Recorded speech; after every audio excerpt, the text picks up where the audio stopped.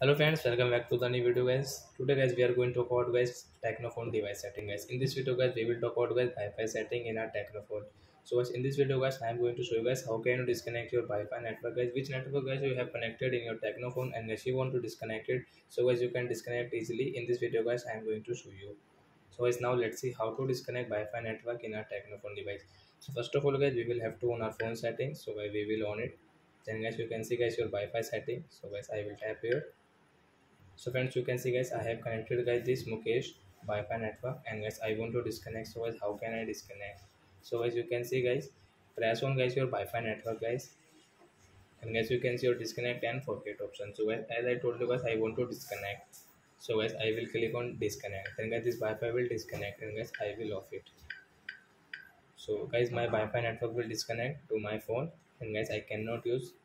So I hope friends you have understood how to disconnect Wi-Fi network in our Technophone device. So that's it guys. Thanks for watching. Guys now we will meet on next video guys with new topic. Before going guys, please go and like my video, subscribe my channel. Bye bye friends.